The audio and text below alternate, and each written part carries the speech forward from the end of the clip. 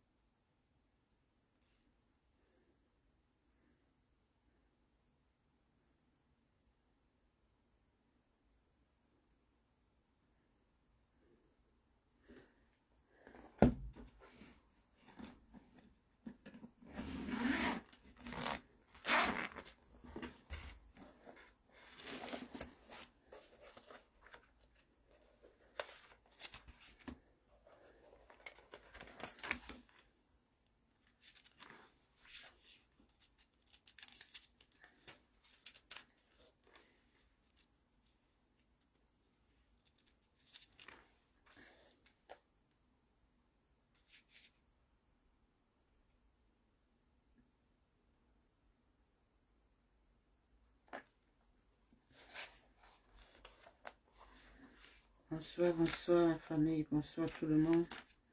Merci de vous connecter encore ce soir pour notre direct du dimanche. J'espère que chacun de vous a passé un bon week-end par la grâce de notre Seigneur et Sauveur Jésus-Christ.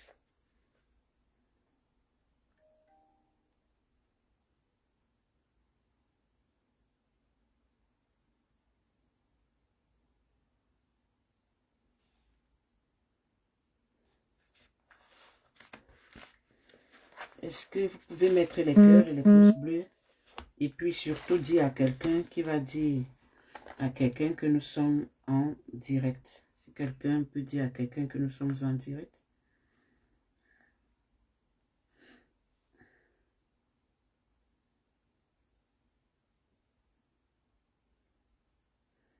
S'il y a quelqu'un qui est connecté,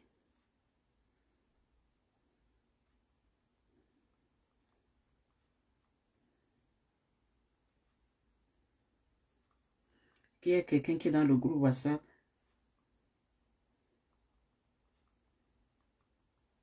qu'il partage aussi dans le groupe WhatsApp, s'il vous plaît, pour dire à nos bien-aimés qui sont de ce côté que nous sommes en direct. Alléluia. Que le nom de notre Seigneur et Sauveur Jésus-Christ soit magnifié.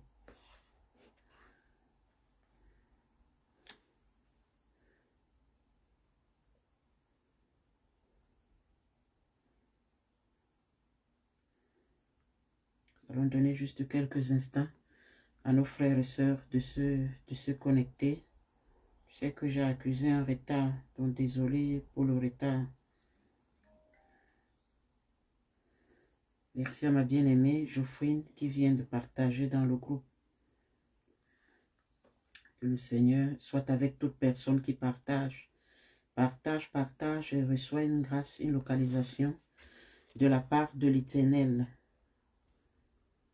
Partage et que le Dieu de justice et le Dieu de paix te fasse du bien. Est-ce que quelqu'un peut élever sa main droite et ouvrir sa bouche et demander à l'Éternel de lui faire encore du bien ce soir?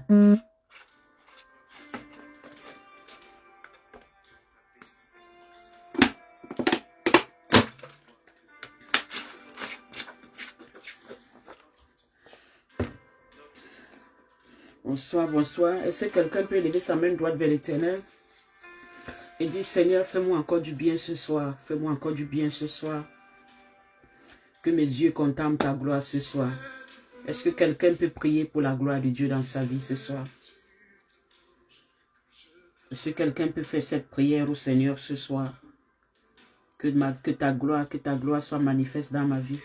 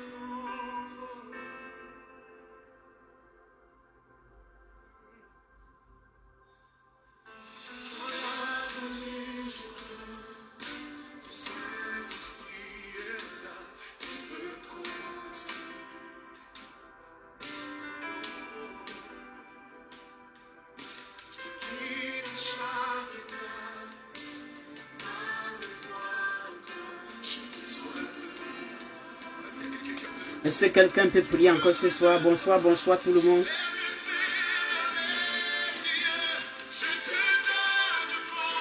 Est-ce que quelqu'un peut demander la gloire de Dieu? Est-ce que quelqu'un peut dire, Seigneur, que mes yeux contemplent ta gloire ce soir? Est-ce que quelqu'un peut dire, Seigneur, que mes yeux contemplent ta gloire?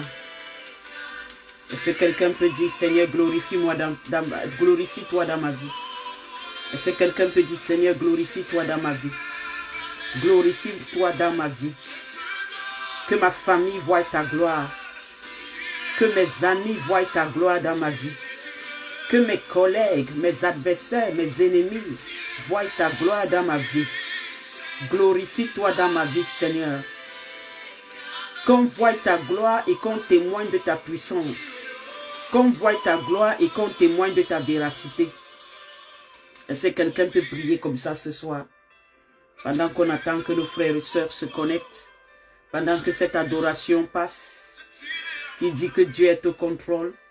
Dieu au contrôle de cette situation. Dieu au contrôle de cette situation. Est-ce que quelqu'un peut dire, Seigneur, tu es au contrôle? Quel que soit ce que tu vis, quel que soit ce que tu traverses, le Seigneur est au contrôle. Dieu est avec toi. Même si les hommes t'ont abandonné, même si les hommes t'ont tourné le dos, l'Éternel, lui, il est avec toi. L'Éternel est avec toi. L'Éternel est avec toi. Est-ce que quelqu'un peut élever la voix et commencer à prier Dieu? Prie l'Éternel. Si tu as une situation que tu aimerais présenter, présente. Si tu as un dossier que tu aimerais présenter, présente. Si tu as un enfant que tu aimerais présenter, présente. Si tu as une relation que tu aimerais présenter, présente. Si c'est un projet, si c'est une activité, présente. Pendant que cette adoration passe, la parole de l'Éternel nous dit, recommande tes œuvres en l'Éternel, mets en lui ta confiance. Est-ce que quelqu'un peut prier le Seigneur ce soir? Est-ce que quelqu'un peut prier Dieu pour sa famille ce soir? Est-ce que quelqu'un peut prier Dieu pour sa maison ce soir? Est-ce que quelqu'un peut prier le Seigneur? Est-ce que quelqu'un peut prier le Seigneur?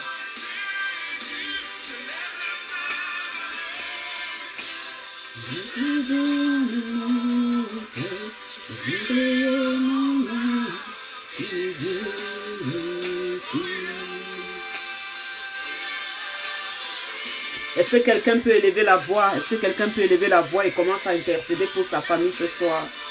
Je vais entendre quelqu'un qui prie. Je vais entendre quelqu'un qui crie à Dieu. Je vais entendre quelqu'un qui soupire après Dieu. Je vais entendre quelqu'un qui appelle la manifestation de Dieu dans sa vie.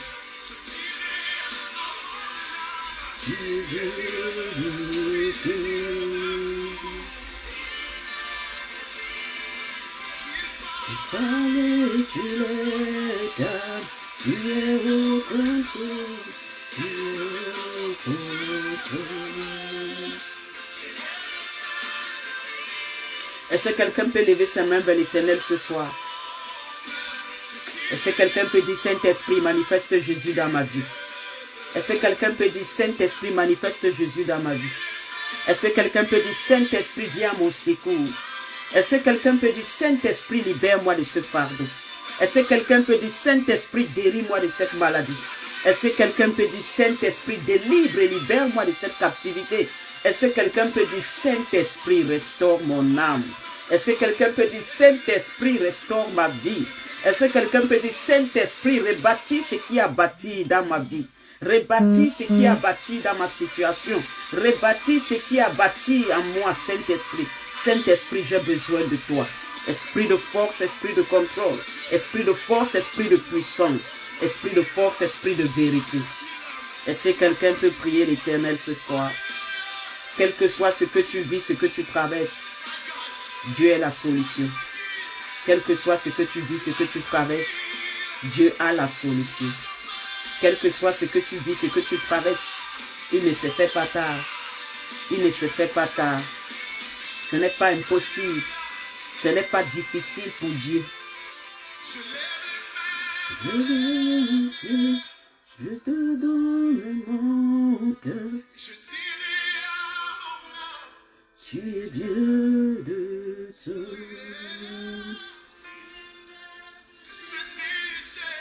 Tu parlais, tu les calmes. Tu es au contrôle. Et si quelqu'un peut dire, Seigneur, donne-moi ton repos. J'ai besoin de ton repos, Seigneur. J'ai besoin de ton repos. Est-ce que tu peux tout simplement dire, Seigneur, je te fais confiance. Si tu peux le dire par tes paroles, si tu peux l'écrire aussi en commentaire, c'est même mieux. Est-ce que tu peux tout simplement dire, Seigneur, je te fais confiance. Parfois, il faut juste dire à Dieu, je te fais confiance. Tu ne comprends pas pourquoi. Tu n'as pas d'explication à ce que tu vis, à ce que tu traverses. Tu ne sais pas pourquoi. C'est comme si tes jeûnes et tes prières restent stériles. Tu ne comprends pas pourquoi. C'est comme si les problèmes redoublent. Comme si la situation ne semble pas s'améliorer. Tu dis des choses, tu espères des choses, mais tu ne les vois pas. Mais tu dis à Dieu, malgré cela, je te fais confiance. Est-ce que quelqu'un peut juste dire, Seigneur, je te fais confiance? Est-ce que quelqu'un peut dire, Seigneur, je te fais confiance? Même quand je ne comprends pas. Même quand ça ne me plaît pas. Même quand ça ne me satisfait pas. Même quand ça me trouble. Je te fais confiance. Seigneur, je te fais confiance. Est-ce que quelqu'un peut dire ça? Dis-le et tu le confesses. Dis-le et tu le penses. Que ça vienne de la profondeur de ton âme, de ton cœur, de tes tripes. Dis, Seigneur, je te fais confiance. Pour cette situation, je te fais confiance. Dans cette maladie, je te fais confiance. Dans ce célibat, cette stérilité, je te fais confiance. Dans cette pauvreté, ce rejet, je te fais confiance. Je te fais confiance, Seigneur. Je te fais confiance. Tu répètes toujours, tu dis, Seigneur, je te fais confiance parce que tu as dit dans ta parole, je connais les projets que j'ai formés sur vous. Projets de bonheur et non de malheur, afin que vous ayez un avenir et de l'espérance. Et tu répètes encore, Seigneur, je te fais confiance. Même si je ne comprends pas tout, je te fais confiance. Même si je ne sais pas où tu me conduis, où tu me guides, je te fais confiance. Alléluia. Que quelqu'un dise Amen à ça 3 fois et c'est scellé. Que la grâce et la paix de l'Éternel soient avec vous tous. Bonsoir la famille. Bienvenue encore à notre direct de ce dimanche. J'espère que vous avez passé un bon week-end et que le Dieu de grâce, le Dieu de fidélité et le Dieu de justice a été avec vous tout le long. Il vous a donné la victoire sur vos ennemis. Nous recommandons ce direct entre les mains de Dieu et nous prions que seule sa volonté se manifeste et que l'Esprit du Seigneur, au nom puissant de Jésus-Christ, qui a reçu le nom au-dessus de tous les noms, soit au-dessus de toute domination, de toute autorité, de toute principauté, de tout esprit méchant. Que les œuvres de Lucifer, Satan dans nos vies soient réprimées par l'Éternel. Lucifer, Satan, que l'Éternel te réprime. Que l'Éternel te réprime dans nos œuvres, que l'Éternel te réprime dans nos activités, que l'Éternel te réprime dans nos corps, que l'Éternel te réprime dans nos maisons. Pour cette semaine qui commence et pour certaines personnes qui ont déjà commencé aujourd'hui, car il y a certains endroits où le 2 premiers jours de la semaine c'est dimanche, que le Seigneur te réprime, que le Seigneur te réprime. Est-ce que quelqu'un peut élever la voix et commencer à prier comme ça? Demandez à Dieu de réprimer dans vos vies tout esprit maléfique et satanique, que l'Éternel rend anathème les œuvres du diable dans vos vies. Élevez vos voix et priez. Élevez vos voix et priez. Élevez vos voix et priez. Lucifer, Satan, que l'Éternel te réprime.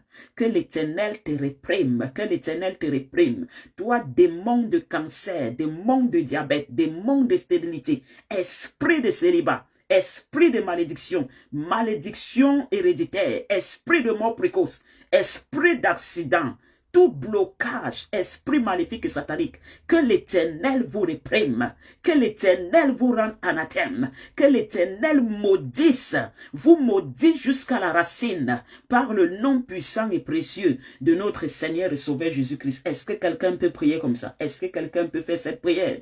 Demande à Dieu de maudire les œuvres de l'ennemi dans ta vie. Demande à Dieu de maudire les œuvres de la sorcellerie dans ta vie.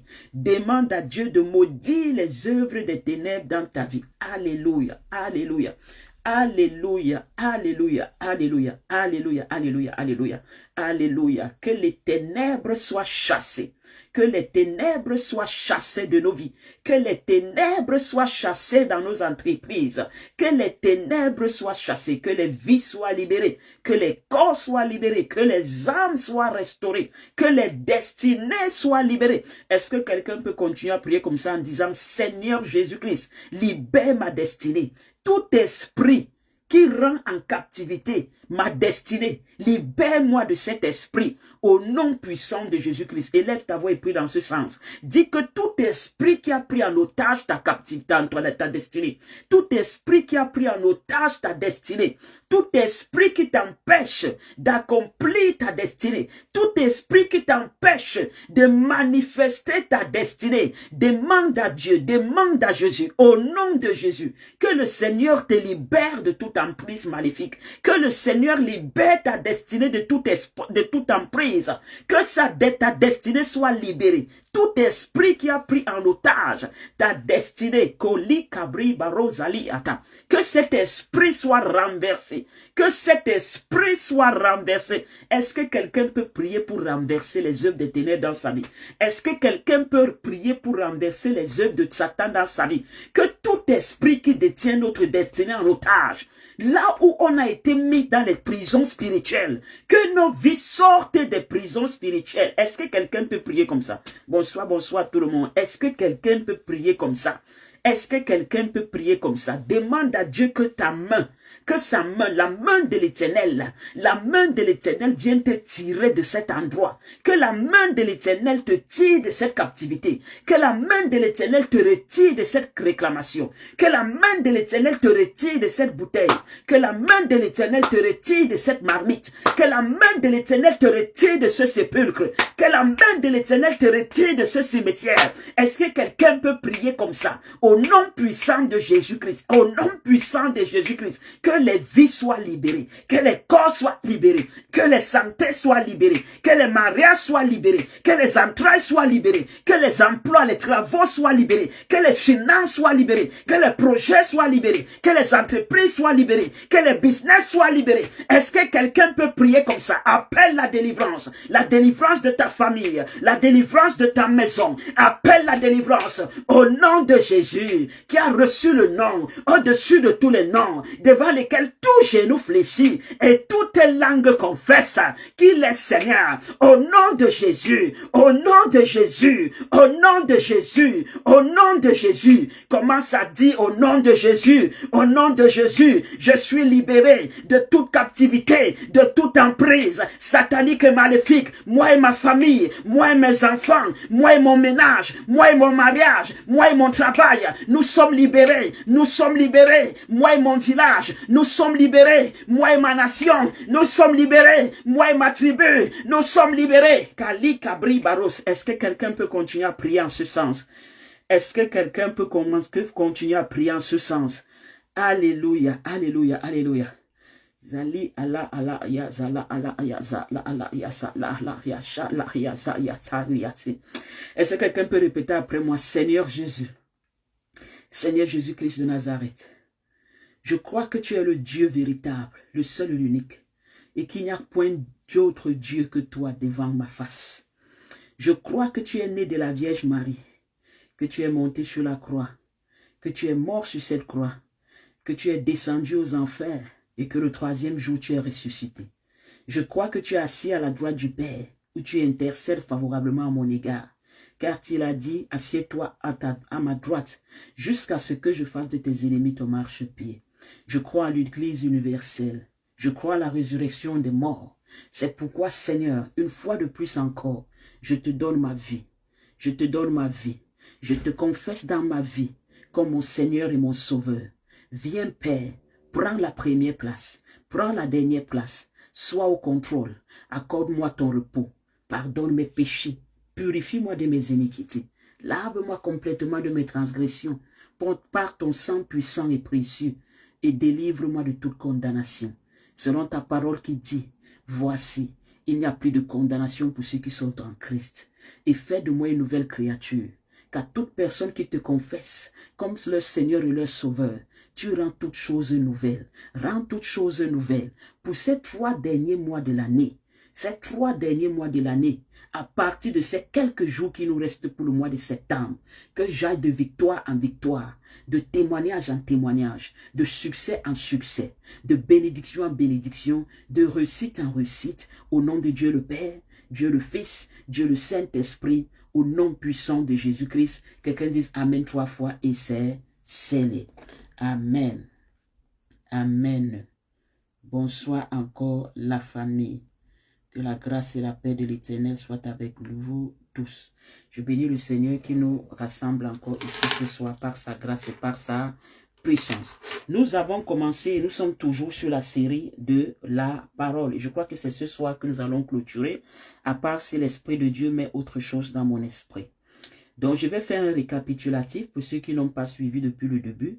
Nous avons pris notre texte de base que je ne vais pas lire ce soir, mais c'est Jean chapitre 1 à partir du verset 1 qui dit au commencement était la parole était avec Dieu et la parole était Dieu.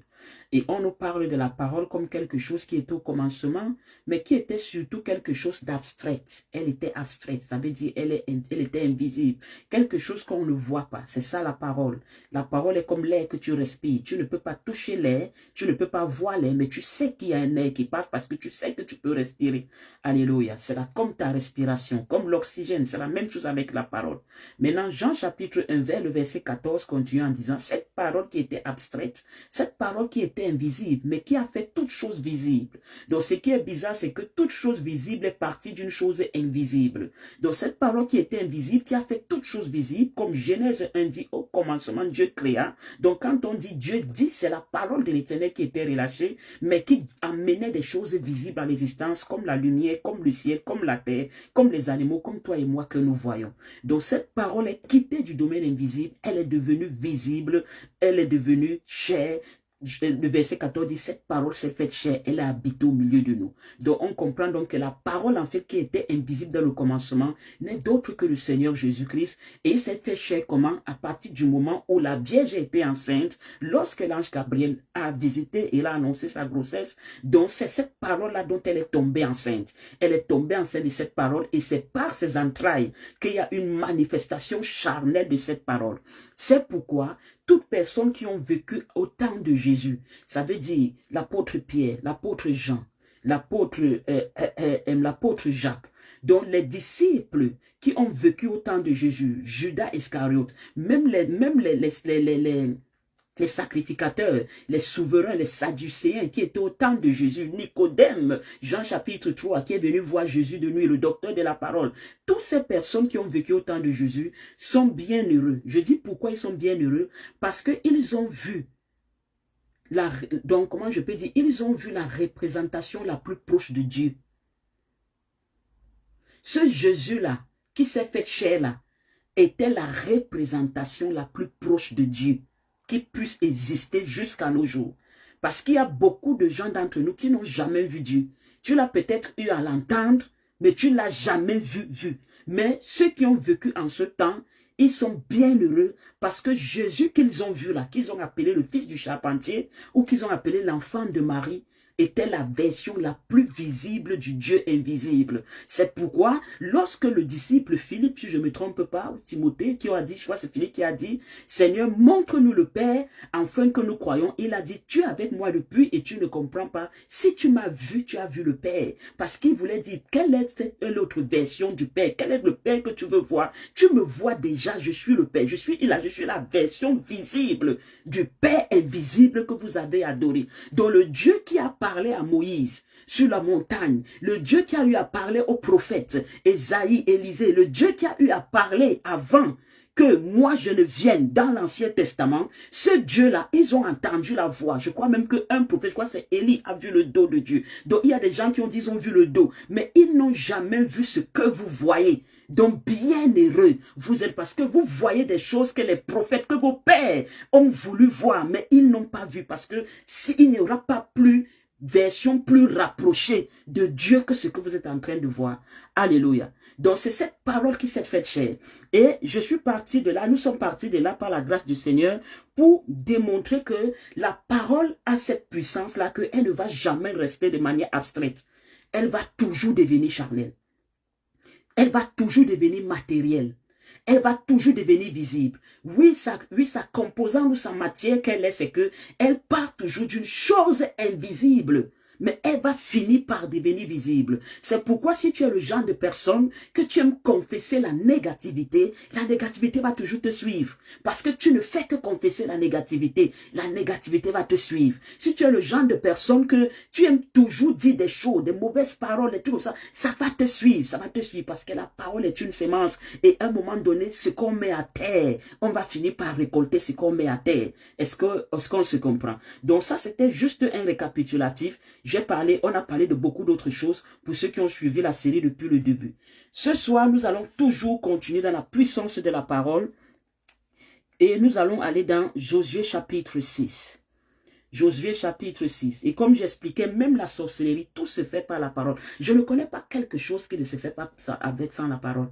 Même pour que les gens aillent jusqu'au mariage, ça va commencer avec la parole. Oui, je vais t'épouser. Tu crois que je peux aller voir tes parents quand il faut que je la parle. Donc, tout commence toujours par la parole. Même quand tu as dit que tu vas avoir un enfant, tu vas dire, il faut que j'ai un enfant. Donc, ça commence toujours par la parole. Donc, ça commence toujours par quelque chose d'immatériel. Il faut que je construise, il faut que j'achète un terrain, il faut que je voyage. Ça commence toujours par ça avant de se matérialiser. Est-ce que quelqu'un est avec moi? Donc, Josué chapitre 6, à partir du verset 26. Josué chapitre 6, à partir du verset 26, il est écrit, « Ce fut alors que Josué jura en disant, « Maudit soit devant l'Éternel l'homme qui se lèvera pour rebâtir cette ville de Jéricho. » Écoutez ceci. La Bible dit, voici Josué jura. Ça veut dire, donc, il a dit une parole. Et il a mis cette parole sur serment. Et il a dit, maudit soit celui qui se lèvera pour rebâtir cette ville de Jéricho. Il en jettera les fondements au prix de son premier-né. Et il en posera les portes au prix de son plus jeune fils. L'Éternel fut avec Josué, dont la renommée se répandit dans tout le pays. Ça, c'est Josué après avoir détruit les murs de Jéricho. Vous connaissez l'histoire de Jéricho si vous êtes des vrais chrétiens. Donc, après avoir détruit les murs de Jéricho, Josué a sémé une parole dans Jéricho. Et cette parole, Josué a dit, maudit toute personne qui osera se lever après moi pour rebâtir Jéricho. Cette personne va payer le prix. Et le prix, quel est le prix? C'est que les fondements seront au prix de son premier-né, n'est-ce pas? C'est ce qu'il dit. Et les portes au prix de son plus jeune fils, donc du dernier. Donc ça veut dire que lorsqu'il va commencer la fondation, qu'il sache qu'il va enterrer. Et lorsqu'il va terminer, qu'il sache qu'il va enterrer. Donc, et ce qui est frappant dans ce passage, c'est que on n'a pas dit que Josué est parti prendre un gris-gris, où il est parti attacher des choses dans les herbes, où il est parti faire quoi. Donc, en fait, on n'a pas dit qu'il a fait une cérémonie. Pourquoi? Parce qu'il y a des gens qui croient que pour qu'une parole m'engage, ou pour qu'une parole commence à avoir de l'effet sur toi, il faut qu'il y ait trop de cérémonies. Il n'y a pas besoin. Même quelqu'un dans sa maison peut dire que je verrai comment tu vas te marier. Et la parole te suit. Est-ce qu'on se comprend? Même quelqu'un chez lui, donc il n'a même pas besoin de prendre un gris-gris ou je ne sais pas quoi, ou de tracer un cercle par terre, d'allumer les bougies noires ou jaunes. Il dit seulement que je verrai comment toi tu vas te marier. Et rien que par cette déclaration, c'est capable de te suivre.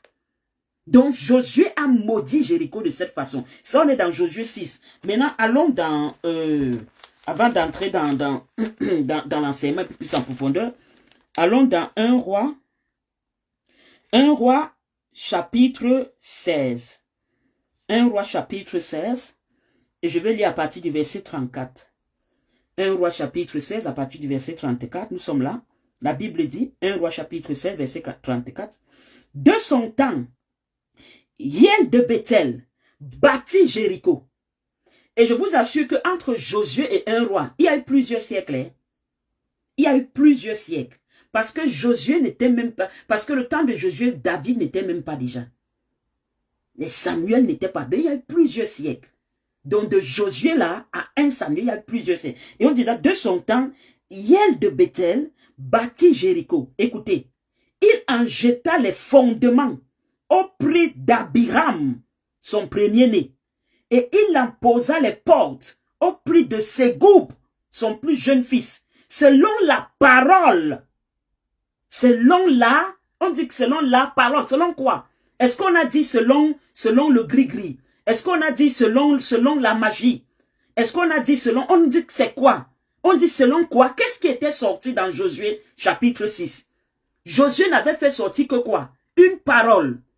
Maintenant, cette parole-là, elle est restée dans l'air plusieurs années, plusieurs mois, des centaines d'années après, génération. Il y a eu un courageux, soit il ne connaissait pas la malédiction, soit il connaissait la malédiction, je ne sais pas. Peut-être il a voulu faire trop de courage. Il a dit, moi je vais me lever, je vais rebâtir. Parce que ce qui est bizarre, c'est que pourquoi depuis ces centaines d'années, Jéricho n'a jamais été rebâti? C'est sûr qu'il y avait des gens qui connaissaient la malédiction qu'il y avait derrière de rebâtir. Mais Hiel s'est levé. Il a dit, je rebâtirai. Et qu'est-ce qu'on a dit? Les fondements ont été au prix d'Abiram, son premier-né, et il en posa les portes au prix de Ségoub, son plus jeune fils. Et on dit, selon la parole que l'Éternel avait dite. Ce qui est bizarre, c'est que dans Josué, on dit que c'est Josué qui parle. Mais maintenant, ici, dans 1 roi, on dit que c'est Dieu qui a dit à Josué, c'est Dieu qui a dit. Or, Josué, on dit que c'est Josué qui a parlé. Maintenant, dans 1 roi, on dit que selon la parole que l'Éternel a dite à travers Josué. Alléluia. Amen. Donc, c'est pour cela que il ne faut jamais parfois prendre la parole d'un homme de Dieu juste comme sa parole. Ce n'est pas parce que vous voyez un homme de Dieu devant vous que l'homme de Dieu parle, que vous croyez que l'homme de Dieu parle. La Bible dit car c'est poussé par l'esprit que les gens ont parlé de la part de Dieu. C'est poussé par l'esprit de Dieu. Donc il y a des choses que on est des instruments, on est des canaux. Et c'est la même chose parce que tu parles selon l'esprit qui t'anime. Est-ce qu'on comprend? Tu parles selon l'esprit qui t'anime. Ça veut dire que quand un sorcier parle, il parle selon l'esprit démoniaque qui l'anime. Donc ce n'est pas la parole d'un sorcier, c'est la parole d'un démon. C'est pourquoi cette parole prend de l'effet. Donc, la parole qui est sortie de la part de Josué, elle était abstraite, n'est-ce pas? On n'a pas vu cette parole qui est sortie. Quand Josué a parlé dans Josué chapitre 6, verset 26, on n'a pas vu. Mais elle est devenue chère quand? Elle est devenue chère dans 1 roi 16 à partir du verset 34. Lorsque Hiel s'est levé, cette parole qui était abstraite est devenue chère. Parce que justement, il a enterré son premier fils et il a enterré le dernier. Juste à partir d'une parole. Donc, il y a parfois des choses que vous décidez de faire. Et vous étonnez que lorsque vous décidez de faire ces choses, vous rencontrez des difficultés. Ou vous n'arrivez pas à les terminer. Vous commencez bien, mais vous n'arrivez pas à les terminer. Parfois, partez chercher. S'il n'y a pas eu une parole qui est sortie, s'il n'y a pas eu quelque chose qui a été décrété, même les terrains que vous achetez, n'est-ce pas? Les terrains que vous achetez parfois pour les projets, il y a les terres qui sont maudites. Il y a les lieux qui sont maudits. Il y a les endroits qui sont maudits. Il y a les carrefours qui sont maudits. Donc, il y a des choses comme ça. Il y a des malédictions derrière elles. Tu es étonné que tu as acheté un terrain, mais depuis que tu as acheté le terrain, là, non seulement c'est difficile pour toi de réunir l'argent pour construire, et même quand tu veux commencer à construire, c'est des difficultés sur difficultés. Depuis que tu es calé à la fondation n'arrive pas à progresser. Parfois, il faut voir, soit est-ce qu'il n'y a pas une malédiction sur le terrain, soit est-ce qu'il n'y a pas une malédiction sur ta vie, qu'on a peut-être dit que tu ne vas jamais construire, ou tu ne vas jamais peut-être habiter dans ta maison. Donc, c'est les choses qu'il faut toujours regarder, parce que la malédiction, c'est la parole. Tout comme la bénédiction, c'est la parole. Est-ce que vous comprenez? Donc c'est ça, que ça soit la malédiction, que ça soit la bénédiction, ces choses c'est les paroles. Et comme je dis, c'est pourquoi quand nous les hommes de Dieu on décrète, quand vous dites Amen, ça veut dire que quoi? Vous vous connectez, vous vous engagez et cette parole-là prend de l'effet dans vos vies. Mais c'est une parole abstraite qui est sortie, mais elle est devenue chère. La parole va toujours se devenir chère. Elle ne va jamais rester abstraite. Elle deviendra toujours chère. Mais je suis en train de dire dans la vie de quelqu'un, s'il y a une parole qui a été prononcée contre toi, s'il y a une parole qui est sortie contre toi, peut-être qu'on a dit tu ne vas jamais construire, tu ne vas jamais entreprendre, tu ne vas jamais te marier, tu ne vas jamais enfanter, tu ne vas jamais voyager, tu seras toujours malade, tu ne vivras pas longtemps, tu vas mourir par accident. Quelles que soient les paroles maléfiques qui sont sorties, qui vous poursuivent jusqu'à ce jour, nous disons au nom puissant et précieux de notre Seigneur et Sauveur Jésus-Christ, ces paroles sont renversées, ces paroles sont détruites au nom puissant et précieux de notre Seigneur et Sauveur Jésus-Christ. Et que quelqu'un dise encore avec moi, oh Dieu, Dieu de mon salut, libère et délivre-moi de toute mauvaise parole qui me poursuivent jusqu'à ce jour. Alléluia. Alléluia. Vous voyez, il y a des familles comme ça où il y a des malédictions. Des malédictions qui étaient prononcées sur la parole. Tu vois, quelqu'un a dit que dans cette famille-ci, peut-être, il n'y aura jamais... Les gens s'arrêteront juste au toqué.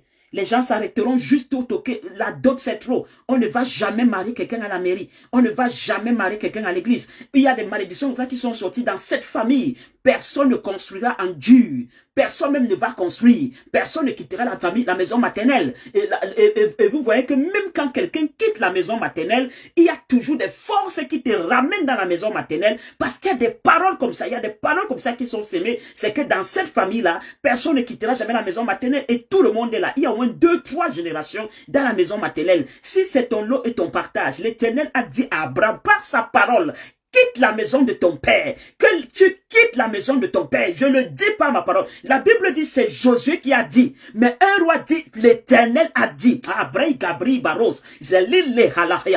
Je suis en train de décréter dans la vie de quelqu'un. S'il y a une parole qui te retient dans la maison maternelle, je dis, tu quittes la maison maternelle au nom puissant de Jésus-Christ. Alléluia. C'est poussé par l'Esprit de Dieu. Et la parole de Dieu dit, quand il veille sur la parole de ses serviteurs, enfin de Dieu veille sur la bouche de ses serviteurs. Quand un serviteur de l'Éternel, je parle d'un vrai, je ne dis pas un autoproclamé, serviteur de l'Éternel dit sa parole, prenez cela en considération. Je suis en train de dire, c'est une parole qui te maintient là où tu es. C'est une parole qui te bloque là où tu es. C'est une parole qui te limite là où tu es. Je suis en train maintenant de dire aussi une parole. Je dis, sors de cette situation. Je dis, sors de la maison maternelle. Je dis que tes limites soient brisées. Je dis que tout esprit de limite soit brisé au nom puissant et précieux de notre Seigneur et Sauveur Jésus-Christ. Est-ce que quelqu'un est avec moi? Est-ce que quelqu'un est avec moi? Est-ce que quelqu'un est là ce soir? Tout commence toujours par une parole. Et vous voyez ici, avec l'histoire de Josué et de Hiel, comme on dit, donc, que ça a été dit il y a de cela 10 ans, que ça a été dit il y a de cela 15 ans, que ça a été dit il y a de cela 50 ans. Il ne faut pas dire que non, comme ça a été dit depuis, le temps passe, ça perd son effet. Le temps passe, ça ne perd pas son effet. La parole est quelque chose qui ne perd pas son effet avec le temps. Donc il faut seulement qu'on l'annule. Est-ce que vous comprenez? Si on ne l'annule pas, elle ne perd pas son effet. La Bible dit, lui dit ceci, le Seigneur dit ceci, la terre s'y va passer, le ciel s'y va passer, tout va passer. Seule ma parole ne passera pas. La parole est quelque chose qui ne passe pas. Donc il ne faut pas croire que comme le temps est passé, comme les jours sont passés, comme les mois sont passés, comme la relation est passée.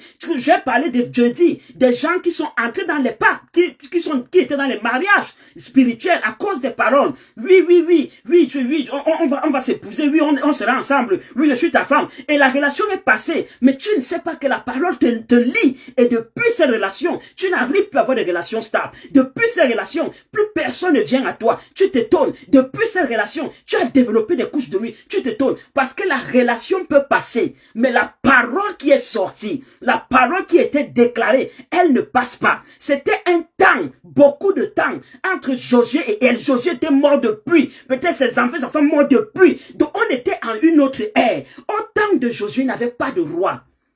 Au temps de Josué, il n'y avait pas de roi. C'était ce qu'on appelait les juges.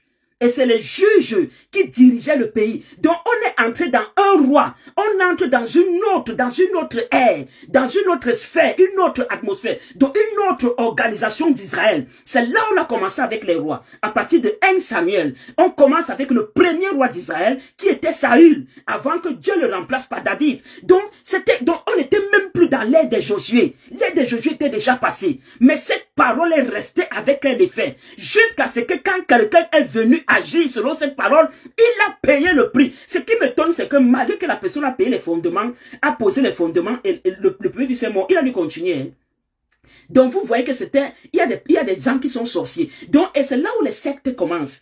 Parce que vous voyez quelqu'un il pose les fondements, son premier fils part. Donc il sait que lorsqu'il va poser les portes, le dernier va partir. Il ne s'arrête pas dans son œuvre. Parce qu'il y a les gens comme ça. Ils sont prêts à sacrifier père, mère, enfants et tout pour leurs propres intérêts. C'est ce qu'on voit aujourd'hui. C'est pourquoi les gens dans les sectes, c'est pourquoi les gens tissent les pattes. Parce que même si c'est qu'ils savent que ça, ils auront le prix à payer, ils sont prêts à payer le prix pour que les œuvres s'accomplissent, pour que les projets s'accomplissent. De ce fait que donc, il n'en avait que faire du sang de ses enfants, de la vie de ses enfants. Il savait pertinemment que ce qu'il faisait allait amener une malédiction. Mais il est quand même parti. Pourquoi? Parce qu'il les a sacrifiés. Oh, c'est pourquoi nous, enfants de Dieu, il y a les combats qu'on ne remporte pas. Parce qu'on ne sait pas faire les sacrifices. Oui, on ne sait pas faire les sacrifices. Il y a des combats qu'on ne remporte pas contre l'ennemi. Parce que tu as fait à toi quelqu'un, tu as fait à quelqu'un qui a sacrifié toutes ses entrailles. Toi, tu n'arrives pas à sacrifier même petit bâton de manioc.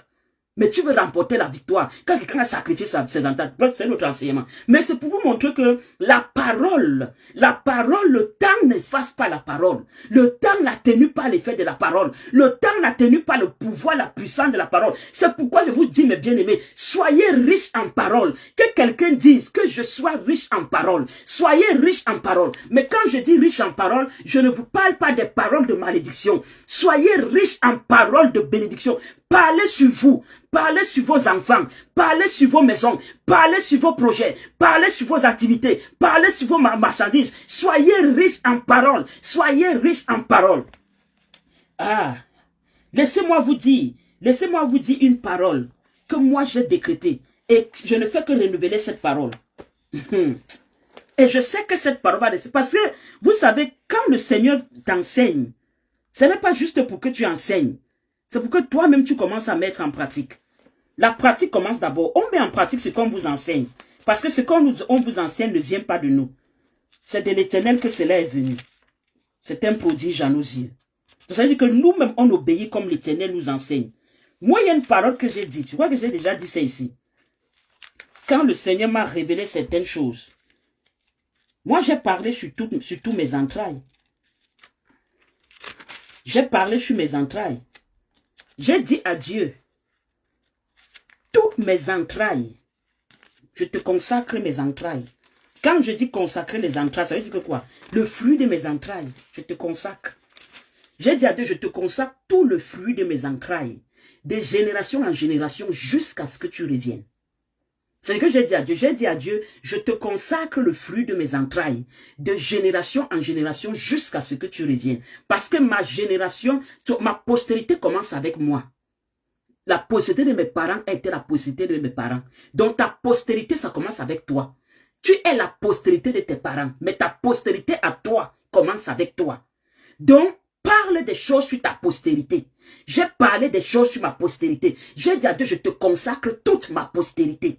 Et sur toute ma postérité, il y aura toujours un serviteur ou une servante de l'Éternel. Dans ma postérité, il y aura toujours un serviteur et une servante de l'Éternel. Et j'ai dit à Dieu, et personne ne sera sorcier, et personne ne sera sectaire, et personne ne sera ceci. Toute ma postérité est consacrée, c'est la parole. Vous allez voir que de génération en génération, mon fils est né, il aura ses enfants, ses enfants, ses enfants, ses enfants.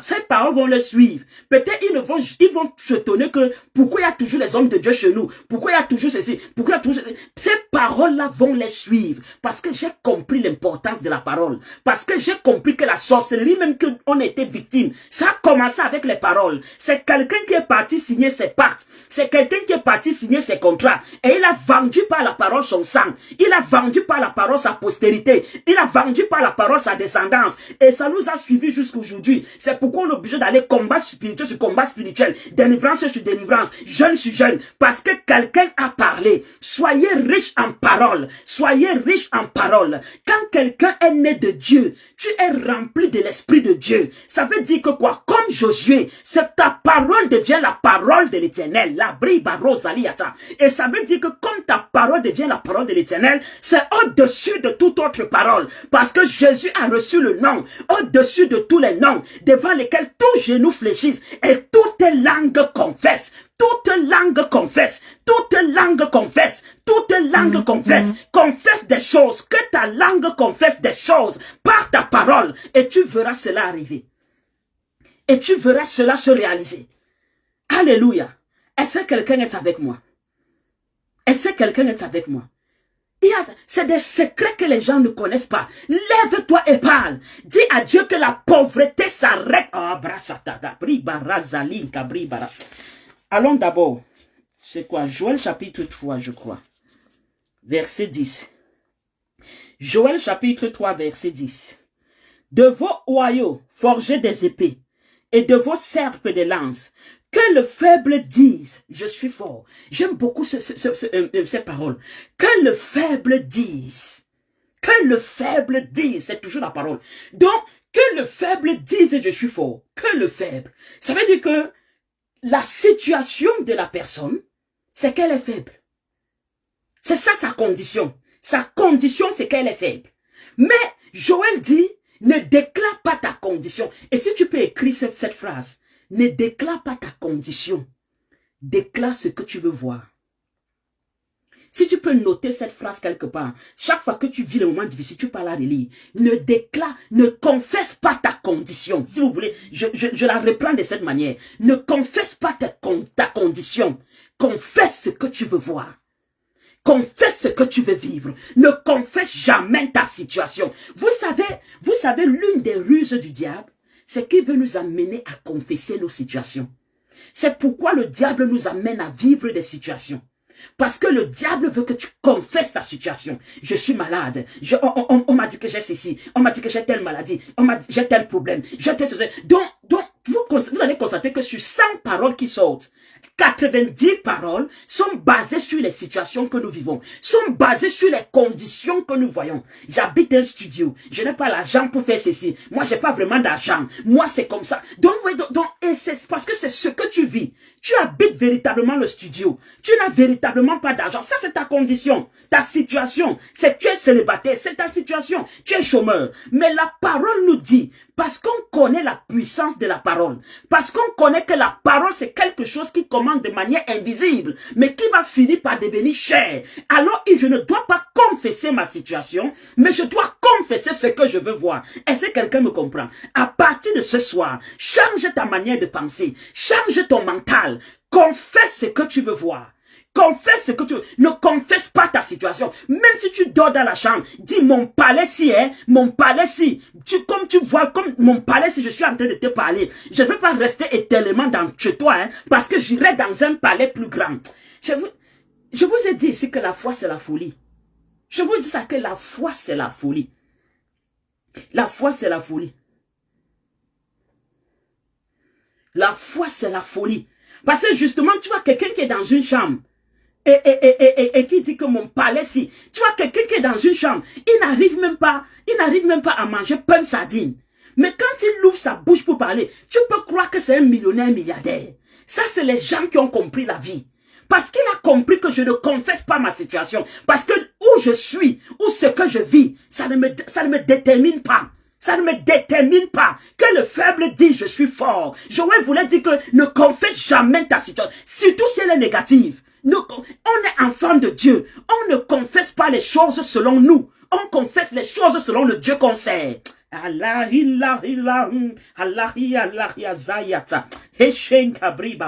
On confesse les choses selon le Dieu qu'on sait. Donc tu ne confesses pas les choses selon toi. Tu ne confesses pas les choses selon ce que tes mains peuvent accomplir. Tu ne confesses pas les choses selon ton intelligence. Tu ne confesses pas les choses selon la famille dans laquelle tu nais. Tu ne confesses pas les choses selon la famille dans laquelle tu appartiens. Tu confesses les choses selon le Dieu que tu sais. Comme le Dieu que tu sais est un grand Dieu. Comme le Dieu que tu sais est le Dieu tout-puissant. Tu sais que ce Dieu-là peut te rendre milliardaire, peut te rendre féconde, peut te rendre propriétaire terrien. Tu sais que ce Dieu-là peut te voyager, peut te faire voyager, peut te faire sortir de la maison paternelle. Tu sais que ce Dieu-là peut guérir le sida, peut guérir le cancer, peut guérir le diabète. Parce que tu le sais, tu confesses selon le Dieu que tu sais, non selon la situation que tu vis. Que le pauvre dise je suis riche, que le malade dise je suis en bonne santé. C'est ça un enfant de Dieu. Et à force de le confesser, cette parole-là ne restera pas que parole. Elle finira par s'accomplir. Tu prends tes enfants, tu les alignes là. Tu dis, multimilliardaire 1, multimilliardaire 2, multimilliardaire 3, multimilliardaire 4. Même si c'est que un là, lui là sa moyenne, n'a jamais dépassé 10. Multimilliardaire 4. Donc tu ne vas pas. Parce que les parents comme ça, ils regardent les enfants. Celui-ci, l'école, l'école ce n'est pas son fort vraiment. Je ne sais pas ce que mon fils va devenir. Ou ma fille si. Peut-être c'est même un mariage qui peut la sauver. Parce qu'il voit que l'enfant galère à l'école. Il voit que l'enfant n'a pas de grande intelligence. Donc lui me regarde et il dit que si mon fils a le bac ou si ma fille a le bac, vraiment, je dis merci à Dieu. Et même si elle ne continue plus, c'est bon pour moi. Et tu vas voir que l'enfant va s'arrêter au bac. Et quand l'enfant s'arrête au bac, tu vas dire, moi-même j'avais dit que vraiment, je savais qu'après le bac, là, ça allait être compliqué. Non, c'est parce que tu as dit ça que c'est devenu comme ça. Mais si l'enfant a des difficultés à l'école et que tu mets ton enfant, tu dis je connais le pouvoir de la parole. Je dis mon enfant tu es un génie. Je dis mon enfant tu es sage. Je dis mon enfant tu es intelligent. Tu vas constater qu'au fur et à mesure que tu vas dire, il y aura une transformation intellectuelle, mentale, une opération chirurgicale du cerveau par ta parole. Et prenez au-dessus de toutes choses les paix de l'Esprit de Dieu qui n'est d'autre que sa parole. Par ta parole, ça va opérer des choses dans le cerveau, dans la tête de l'enfant. Parlez sur vos enfants, parlez sur vos vies. Ne confessez jamais votre situation. Ne l'acceptez pas. Laissez qu'on vous traite de fou ou de folle. N'acceptez pas vos situations. Ne laissez pas les situations de vos vies dire qui vous êtes. Ne laissez pas les situations de vos vies vous donner un nom. Ne laissez pas les situations de vos vies vous conditionner. C'est toi qui conditionnes la situation. C'est toi qui conditionnes. Tu regardes ta petite maison, tu dis, toi si, comme tu vois là, tu ne me retiendras pas ici. Ce n'est pas ma femme ici. Ce n'est pas moi ici. Je suis une reine, je suis un roi. Ça ne me mérite pas. C'est ce que l'Éternel dit. Quand il dit le Seigneur, le roi des rois, quoi qu'il appelle qui roi, quoi qu'il appelle les rois de la terre, c'est nous qui l'appelle roi. Nous sommes enfants de Dieu. Quand tu vas dehors, quand tu vas évangéliser, quand tu parles de ton Dieu, tu le présentes comme un Dieu glorieux. Je dis, qui de vous ici a déjà présenté Dieu qu'il sait là comme un Dieu qui a faim? Qui a déjà parlé de Dieu à quelqu'un et qui a présenté Dieu comme s'il a faim, comme s'il est pauvre, comme s'il est faible? Dites-moi, peut-être qu'on n'est pas dans la même foi. Dites-moi, qui de vous a déjà présenté le Dieu que vous servez? Quand vous essayez d'évangéliser quelqu'un, qui a déjà présenté ça que ton Dieu, il a faim, ton Dieu là, il galère, ton Dieu, tu as toujours le présenté comme un Dieu glorieux, comme un Dieu tout-puissant, comme un Dieu magnificent, comme un Dieu qui, dont il n'est pas riche, il est la richesse. Parce que être riche, donc il est la richesse. Tu vois le plan. Mais toi maintenant, qui es son enfant, et quand la parole dit qu'il nous a fait co-héritier de Christ, toi tu n'arrives pas à confesser ce que ce Dieu possède. Il a dit, je vous ai fait co-héritier. Quel est l'héritage que Dieu a pour nous? Vous croyez que c'est juste le royaume des cieux? Non, l'héritage que Dieu a pour nous est beaucoup plus grand. L'héritage qu'il a pour nous est beaucoup plus grand. Ce que notre Dieu a, c'est ce que nous avons aussi. Ça nous appartient. Ça doit être une réciprocité. Mais vous savez pourquoi il n'y a pas la réciprocité? Parce que nous-mêmes, par notre mental, on bloque. Vous savez pourquoi on bloque? Parce qu'on regarde notre condition. Je n'ai pas trop fréquenté. Je ne connais pas trop le français. Je ne connais pas ceci. Je n'ai pas vraiment des parents nantis. Je ne suis pas né dans une famille comme ça. Dans ma famille. Donc c'est ça. On confesse les situations. On confesse les situations. On ne confesse pas le Dieu qui est grand. C'est pourquoi quelqu'un comme David nous enseignera tous les jours. Parce qu'il a regardé David, il a regardé Goliath. S'il partait regarder Goliath dans les yeux de la chair, il allait être intimidé comme tout le peuple d'Israël a été intimidé. Mais quand il a mesuré Goliath à la grandeur de son Dieu à lui, il a vu Goliath comme une fourmi.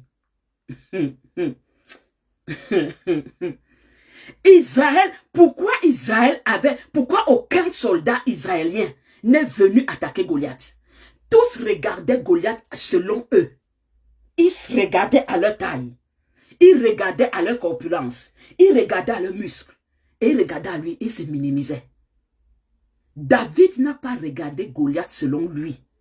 David n'a pas mesuré Goliath selon lui. David n'a pas mesuré l'adversaire selon lui.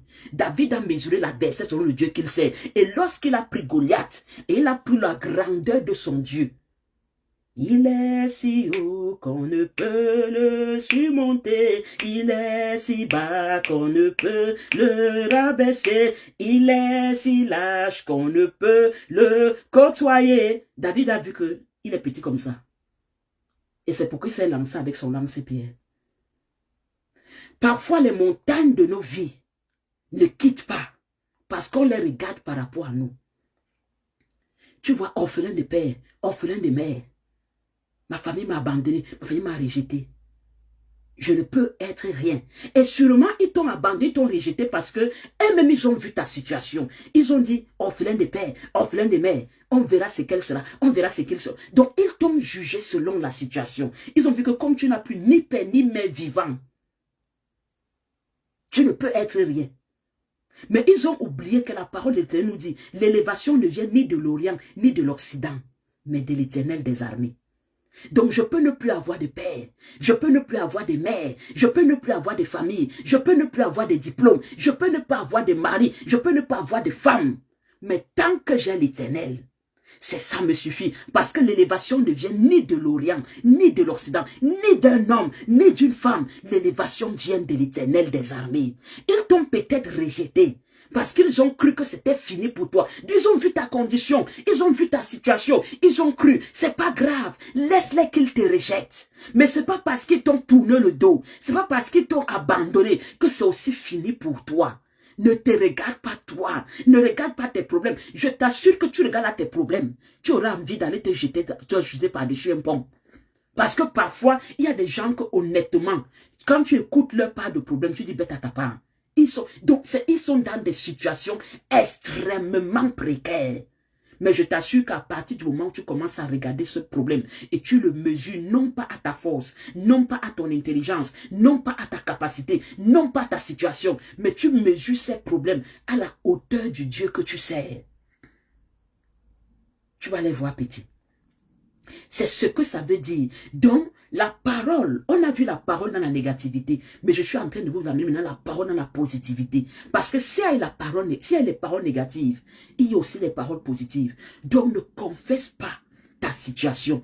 Confesse des choses, appelle ta richesse, appelle ton mariage, appelle ta santé, appelle ton progrès, appelle ta longévité, appelle.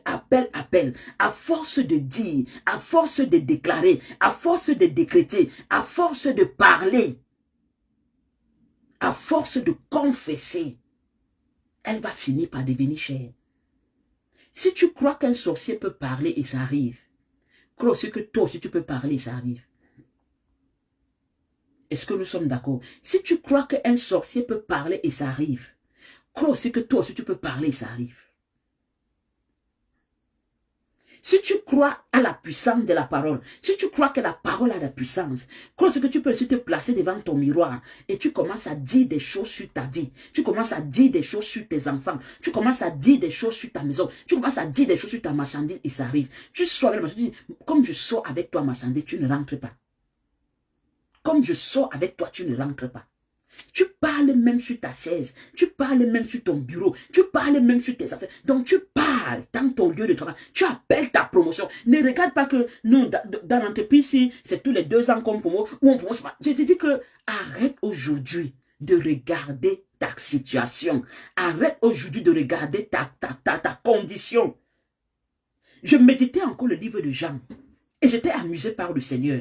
Parce que, tu vois, quelqu'un qui n'a pas de maison, où on nous dit qu'il habitait dans un palais. Il n'y a pas un verset biblique de temps du Seigneur sur la terre où on dit qu'il habitait dans le palais. Mais il ne parlait pas comme ce que les hommes voyaient. Et c'est pourquoi les gens avaient du mal avec son évangile. Parce qu'il se présentait comme, il dit, je suis Dieu. Oui, je suis Dieu. Et puis les gens les regardaient que, mais celui-ci, il dit qu'il est Dieu, mais après là, il va s'asseoir à table, il va manger. Un Dieu qui mange. Oui, parce qu'on nous dit dans la Bible qu'il entrait dans la maison de Simon le lépreux. Simon le lépreux l'invitait à manger, c'était à table, quand Marie-Madeleine est venue verser le parfum. Donc on le voyait manger. On le voyait boire. Il s'est assis sur le puits. Il était fatigué. Il a dit à ses disciples, j'ai soif. Il a dit à la femme samaritaine, donne un peu de l'eau, j'ai soif. Mais après, il dit que je suis Dieu. Et je peux te donner l'eau, mais il vient de lui donner l'eau. Donc, je méditais encore sur ça, je disais que, et j'ai compris que, parce que Dieu n'a jamais, il a toujours confessé qui il était. Pas les situations. Parce que la situation, c'était le fils du charpentier. Parce que la situation, c'était le fils né d'une femme. Où les gens disaient, celui-ci est Dieu comment? On n'a pas vu naître ici. On n'a pas vu tous grandir ici. Et comme certaines personnes, on dit, dans certaines versions, on dit, ses frères et sœurs ne sont-ils pas parmi nous? Comment il dit qu'il est venu d'en haut? Donc, même le Seigneur, dans sa vie sur terre, ça, là où il dormait, là où il mangeait, ça ne le conditionnait pas. Parce que ça ne le conditionnait pas. Ça ne changeait pas son évangile. Ça ne changeait pas son discours. Le problème, c'est que parfois, tu as peur de parler pour toi. Appelle-toi millionnaire, même si tu n'as pas les millions. Avec 100 francs dans ta poche, mets ta main dans la poche, tu t'appelles millionnaire. Tu n'as que... Et puis quoi? Tes 100 francs deviendront 100 000. Tes 100 000 deviendront 1 million. Tes 1 million deviendront 10 millions. Tes 10 millions deviendront le milliard. Avec tes 100 francs dans la poche, confesse que tu es millionnaire. Et puis quoi dedans? Marche même comme millionnaire, même sur le pantalon un peu percé. Et puis quoi dedans? À force de confesser la royauté, tu manifesteras la royauté. À force de confesser la grandeur, tu manifesteras la grandeur. À force de confesser l'opulence, tu manifesteras l'opulence. Parce que nous sommes enfants de Dieu. On confesse l'identité spirituelle qu'on a. On ne confesse pas ce que le monde veut qu'on confesse. Je ne confesse pas ce que le monde veut que je confesse. Je confesse l'identité spirituelle que je suis. Je ne me prends pas pour 5 francs. Va dire à qui tu veux. Je suis enfant de Dieu. Si pour toi être enfant de Dieu c'est petit, pour moi c'est pas petit. Je parle au Camerounais. Vous avez vu l'enfant de l'autre là-bas sur Facebook. J'ai vu de Dieu parler. Je ne veux pas les problèmes. Vous avez vu l'enfant là-bas sur Facebook. Lorsqu'elle parle comme ça, les moutons suivent. Lorsqu'elle revient maintenant, elle parle comme ça, les moutons suivent. Et elle fait ça pourquoi? Parce qu'elle sait de qui est l'enfant. Vous allez faire quoi? Donc, il y a des choses que les gens du monde connaissent. Vous allez voir, je suis tombé sur une vidéo une fois. C'était le fils d'un président. Et d'un président même, pas un grand pays africain. Je pense que c'était la Centrafrique ou quoi, je ne sais plus trop. Et on avait arrêté l'immigration. Ils voyageaient. Parce que je crois qu'ils avaient vu, je ne me trompe pas, comme la drogue. Et l'officier de l'immigration, la police qui parlait tout calmement, il s'est levé quand même, il a giflé la dame. Et il était au téléphone et truc et tout. Vous voyez qu'il fait ça pourquoi? Toi, on peut t'arrêter là, que tu voyages, l'immigration t'arrête, tu peux te lever, tu gifles l'agent immigrant. Tu vas d'abord supplier comme si... Pourquoi? Parce que tu auras... Parce qu'il s'est dit que je sais de qui je suis fils. C'est ça le problème. De qui es-tu fils? Un enfant, donc, non, laisse que le voisin se moque de toi. Que celle-ci, elle parle comme si, et pourtant, regarde là où elle dort. Celui-ci parle comme si, et pourtant, c'est lui, il vient là, il mange ma nourriture, il met la main dans ma nourriture, et puis il me parle de ses projets, comme il va construire telle maison, comme il va construire tel immeuble, et pourtant, c'est moi qui le nourris. Laisse que c'est lui qui te nourrit. Continue à parler. Ne parle pas que comme c'est lui qui te nourrit. N'aie pas peur de parler. S'il veut, il arrête de te nourrir. Continue à parler. À force de parler, tes paroles deviendront chères. La parole ne reste jamais abstraite. Elle ne reste jamais abstraite. Elle devient toujours chère. Continue à parler. Dans ton tapioca là, sucre et arachide, parle. Tu dis, je vous assure que j'ai des plans là, hein, j'ai les plans de mes immeubles là. Quand, je vous assure bientôt là, et quand vous me verrez, tu manges ton tapioca. Il y a d'autres personnes qui vont te dire, oui mon frère, ma soeur, tu es ambitieux. D'autres vont rire. Et dire que tu n'arrives même pas à boire le tapioca. Tu n'arrives même pas à manger riz sauce d'arachide. Tu es dans tapioca. Et tu parles d'immeuble. C'est ça un enfant de Dieu. Je parle selon l'identité que j'ai en Christ. Je ne suis conditionné ni par les sorciers de mon village. Je ne suis conditionné ni dans la nation dans laquelle j'habite. Je ne suis conditionné ni par mes parents. Je suis conditionné par Dieu. C'est le Seigneur qui me conditionne. Et tant que mon Dieu est là-haut, tant qu'il a payé le prix pour moi, ce n'est pas ce que la terre dit que je vais devenir. C'est ce qu'il dit que je vais devenir. Et non seulement ce qu'il dit, mais il m'a aussi donné le pouvoir d'ouvrir ma bouche et de dire des choses. Parce que c'est aussi ça la parole. La parole est comme une femme qui a la capacité d'enfanter. Qu'est-ce que ça veut dire? Ça veut dire que tu peux... Jésus-Christ dit à ses disciples, si vous dites à cette montagne, quitte et va-t'en, ôte-toi de là, la montagne va sauter. Donc la parole qui est prononcée avec une foi ferme peut créer quelque chose même qui n'existe pas. Parce que c'est ça la parole. La parole, elle crée. Au commencement était la parole. Donc ça veut dire que quoi? Ça veut dire qu'il fallait qu'il y ait la parole au commencement parce que c'est elle qui a le pouvoir de la création. C'est pourquoi elle est au féminin. C'est pourquoi elle est au féminin. Parce qu'elle engendre. La parole est comme la matrice d'une femme qui a la capacité d'engendrer. Donc, elle engendre. Donc, ça veut dire que tu peux faire que même des choses qui n'existent pas dans ta vie, même des choses qui n'étaient pas supposées exister, mais parce que tu passes le temps à les dire, parce que tu passes le temps à les appeler, parce que tu passes le temps à les décréter, parce que tu passes le temps à les déclarer, tu finis par amener ces choses à l'existence. Tu finis par amener ces choses à l'existence. Par la parole.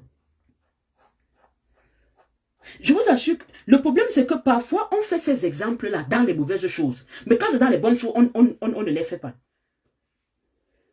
Est-ce que tu n'as pas déjà regardé un film qui te fait peur?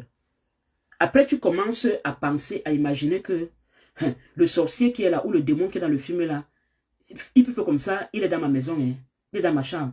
Après, dès que tu dis ça, subitement, tu attends un bruit bizarre. Et tu commences à avoir peur. Oh, avant que ton esprit n'ait cogité ça, parce que la parole n'est pas seulement ce qui sort. Même l'esprit, même dans la pensée, il y a la parole. Donc, même dans l'esprit, on peut parler. Donc, avant que ton esprit n'ait cogité ça, bizarrement, tu étais à l'aise. Mais lorsque ton esprit commence à cogiter, à parler ça, tu commences à avoir une peur. Et puis, tu commences à attendre les bruits. Mais vous devez donc comprendre qu'il y a quelque chose dans la parole. Cette parole a quelque chose. Cette parole a quelque chose.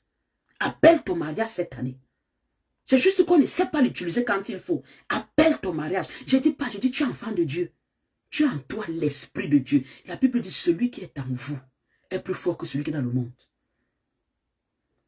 Alléluia.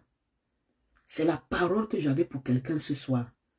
Et si c'est résumé en ça, ne confesse plus ta situation. Confesse ce que tu veux voir. Confesse ce que tu veux voir. Vous savez, notre problème, c'est qu'on aime voir avant de confesser. On est trop des Thomas. Dit le Didyme. On est trop des Thomas. On aime voir avant de confesser.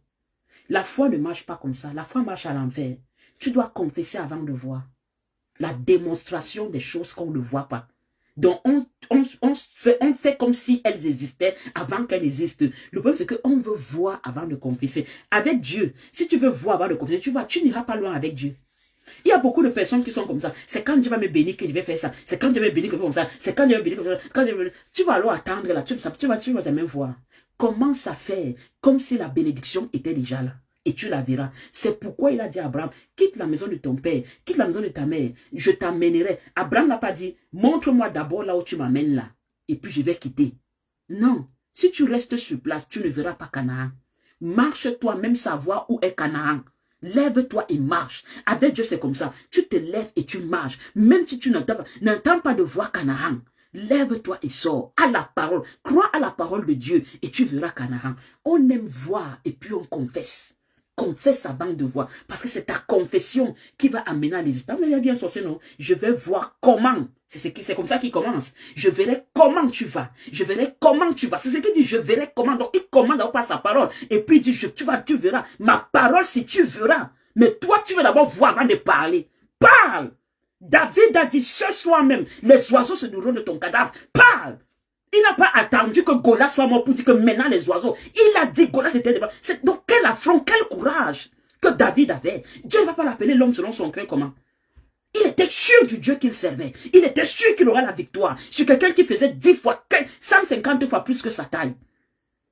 Mais il était sûr que ses yeux verront quel ce géant sera renversé par le Dieu qu'il sert. Parle et puis tu verras. N'attends pas de voir avant de parler. Parle. Parfois même témoigner même avant de voir. Commence à témoigner. Commence à témoigner. N'attendez pas de dire que ça arrive avant que tu veux témoigner. Commence à témoigner et puis le témoignage se manifestera. Commence à témoigner. Commence à témoigner la visitation de Dieu. Commence à la célébrer. Commence à célébrer ton miracle. Commence à célébrer ta guérison. Commence à célébrer ta délivrance avant que tu la vives. Commence à la célébrer. Commence à glorifier Dieu pour ça. Commence à rendre grâce à Dieu avant même que l'action de grâce ne vienne, commence déjà à rendre grâce à Dieu. Commençons, vivons comme si la chose existait déjà, alors elle finira par exister. J'espère que je parlais à un chrétien ce soir. Que la grâce de l'Éternel soit avec vous. Que la même puissance de Dieu vous accompagne tout le long de cette semaine.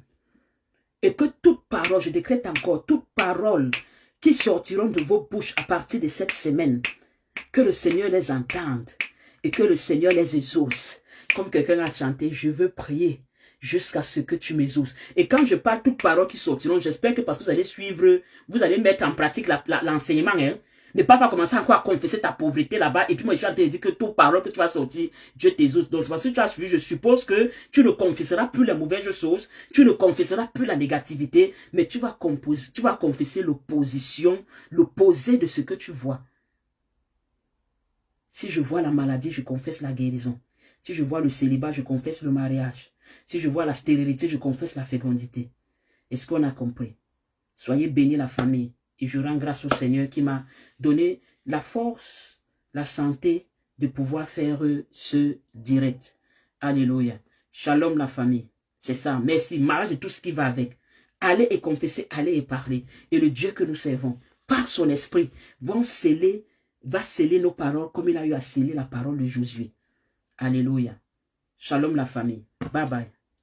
Bye bye bye bye bye bye à tout le monde.